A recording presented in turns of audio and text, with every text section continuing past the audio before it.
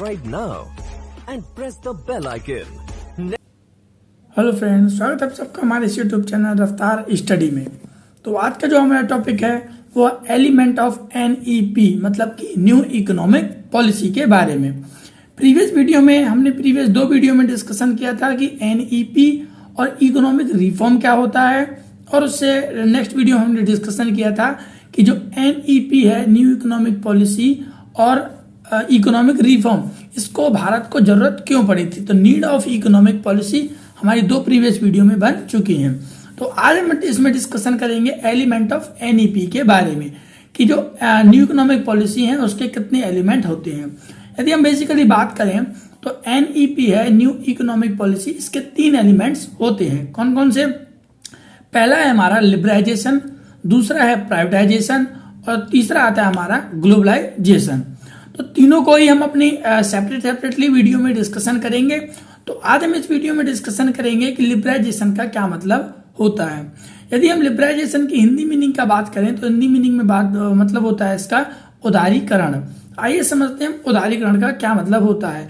यदि वैसे हम इसको बेसिकली हिंदी एस्पेक्ट से यदि पता करें उदारीकरण का उदार का मतलब, तो उदार का मतलब होता है दयालुता करना, दयालु भाव का होना, उदार करना। तो वहीं से ये शब्द भी निकला है उदारीकरण। देखिए क्या मतलब था, डेफिनेशन के थ्रू समझते हैं। जब 1991 में हम कह सकते हैं 1991 से पहले यदि जो इकोनॉमी थी हमारी वो कैसी थी, क्लोज्ड इकोनॉमी कहलाती थी हमारी। कब? 1991 से पहले। जैसे ही 1991 के बाद जो न्यू इकोनॉमिक पॉलिसी अडॉप्ट किया गया था इंडिया में, तो उसके बाद जो हमारी इकोनॉमी थी वो क्या हो गई थी, ग्लोबल हो गई थी। मतलब कि एक देश से दूसरे देश में इकोनॉमी हमारी क्या हो चुकी थी, जुड़ चुकी थी। मतलब कि हम भी रेस्ट ऑफ द वर्ल्ड से ट्रांजेक्शंस कर सकते थे। तो आइए एक बार लिबरलाइजेशन का सीधा मीनिंग समझते हैं। Liberalisation of the economy means freedom of production unit from direct और physical control imposed by the government. देखिए क्या कहने का मतलब है, लिबरलाइजेशन ऑफ द इकोनॉमी का मतलब है freedom of production unit. Production unit का मतलब कि फ्रीडम कर देना कि जो प्रोडक्शन यूनिट थे जहां पर प्रोडक्शन हो रहे थे, ठीक है, उनको क्या कर दिया गया, फ्रीडम कर दिया गया, मतलब कि आजाद कर दिया गया। अब आजाद क्यों कर दिया गया, क्या लोग पहले से बंदी थे, समझते हैं। फ्रॉम डायरेक्ट और physical control impose by the government, क्योंकि गवर्नमेंट के द्वारा फिजिकली और डायरेक्टली क्या किया गया था, उस पर कंट्रोल करके रखा था कि डिफरेंट टाइप्स के लाइसेंसिंग सिस्टम। आप इसको डायरेक्टली लिबरलाइजेशन को लाइसेंसिंग सिस्टम से जान सकते हैं, क्योंकि हमने प्रीवियस वीडियो में जो फर्स्ट वीडियो थी हमारी जिसमें हमने डिफाइन किया है NEP को, वहां पर मैंने एक्सपेंड किया था कि जो LPG मॉडल है वो पहले क्या था और अब क्या है। बताता हूं, लिबरलाइजेशन, प्राइवेटाइजेशन, ग्लोबलाइजेशन, ये तो LPG मॉडल हो गया। और पहले था हमारा LQP, जहां पर L का मतलब क्या था, लाइसेंसिंग था, और यहां पर L का मतलब लिबरलाइजेशन है। तो पहले क्या था, लाइसेंसिंग सिस्टम था कि कोई भी चीज करने से पहले हमको क्या करना पड़ेगा, लाइसेंस लेना पड़ेगा। तो ये क्या है, एक तरीके से गवर्नमेंट के द्वारा फिजिकली और डायरेक्टली कंट्रोल किया गया था, किस पर, प्रोडक्शन यूनिट पर। बट अब क्या कर दिया गया, वो लिबरलाइजेशन के टाइम पर फ्रीडम कर दिया गया, उनको आजाद कर दिया गया कि लाइसेंसिंग है, कोई लेने की जरूरत नहीं है, आप डायरेक्टली क्या कर सकते हैं, प्रोडक्शन यूनिट चालू कर सकते हैं, ठीक है ना। तो ये हमारे यहां से लेके यहां तक की डेफिनेशन है कि लिबरलाइजेशन ऑफ द इकोनॉमी का मतलब क्या है कि प्रोडक्शन यूनिट को फ्रीडम कर दिया गया, जो कि फिजिकली और डायरेक्टली कंट्रोल किसके द्वारा किए जा रहे थे, गवर्नमेंट के द्वारा किए जा रहे थे। आगे यदि हम बात करें प्रायर टू 1991 से पहले government has imposed several types of control. देखिए मैंने बताया था कि 1991 से पहले गवर्नमेंट ने इम्पोज कर रखे थे सेवरल टाइप्स ऑफ कंट्रोल, बहुत सारे जो कंट्रोल लगा रखे थे on private enterprises in the domestic economy. जो घरेलू अर्थव्यवस्था थी उसमें प्राइवेट एंटरप्राइजेस पर डिफरेंट टाइप्स के कंट्रोल लगा रखे थे गवर्नमेंट ने।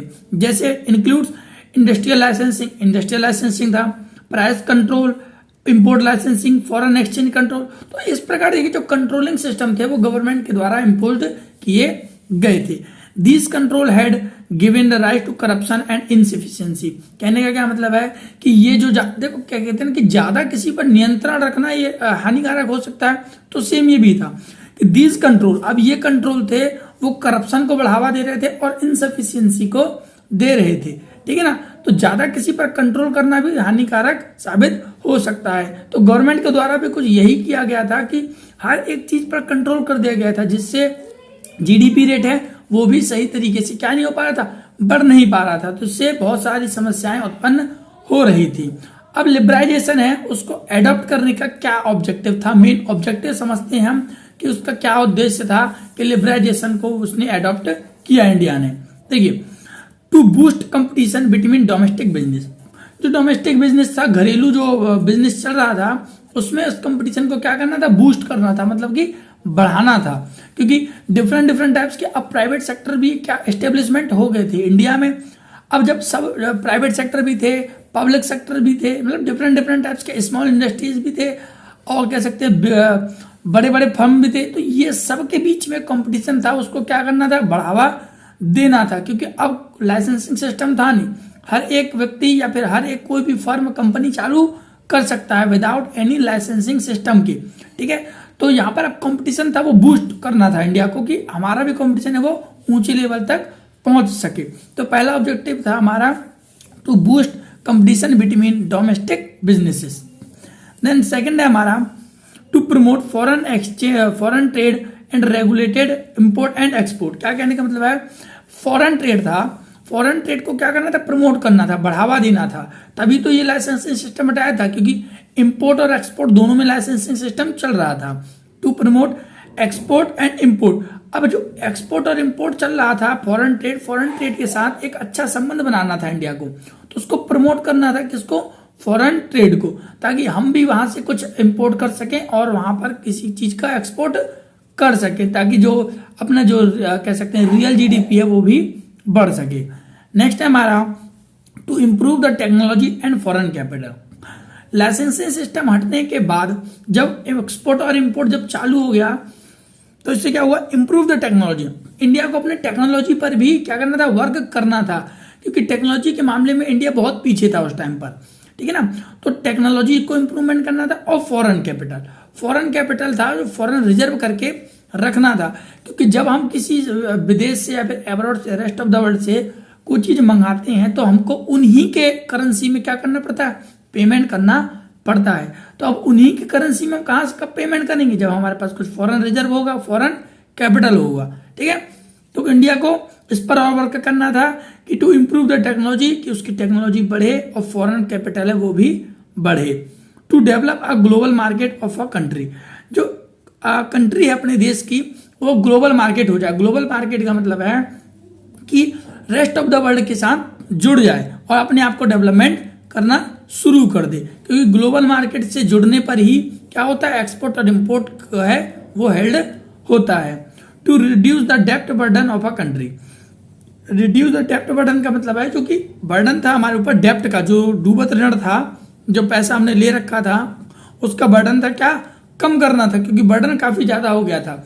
अब उसको इंडिया को क्या करना था, रिड्यूस करना था। अब रिड्यूस ये सब होगा कैसे, जब अपनी इकोनॉमी है वो क्या होगी, ग्लोबल हो जाएगी, क्योंकि ग्लोबल होने पर ही एक्सपोर्ट इंपोर्ट पैसा आएगा, पैसा जाएगा, क्योंकि पैसे से ही पैसा बनता है, ठीक है ना। तो बस वही करना था इंडिया को भी, अपने जो टैक्स डेप्ट बर्डन था उसको क्या करना था, कम करना था। To encourage the private sector to make active part, वो प्राइवेट सेक्टर था उसको एनकरेज कर रहा था इंडिया, क्योंकि लाइसेंसिंग सिस्टम जैसे ही हटा था तो प्राइवेट सेक्टर थे वो भी वर्क कर रहे थे इंडिया में। अब तो जो प्राइवेट सेक्टर था उसको एनकरेज कर रही थी India to take active part, और वो भी क्या कर रहे थे, एक एक्टिव पार्ट के रूप में भूमिका निभा रहे थे। क्योंकि प्राइवेट सेक्टर ये जो कि इसका एक अपना मोटिव होता है कि प्रॉफिट अर्न करके देना, और प्रॉफिट ज्यादा अर्न होगा तो फॉरेन इन्वेस्टर्स हैं वो भी इंडिया में इन्वेस्ट करेंगी, क्योंकि उनको जैसे माहौल का पता चलता है ठीक उसी प्रकार से ही इन्वेस्टर इन्वेस्टमेंट करना शुरू कर देते हैं।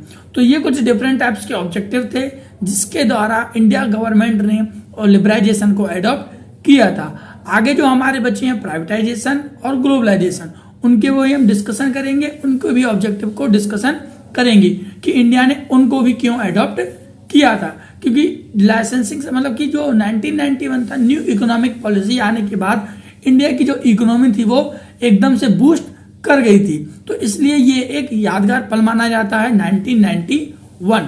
आप भी इसको जरूर याद रखना और कमेंट बॉक्स में बताना कि ये वीडियो कैसी लगी। Thank you.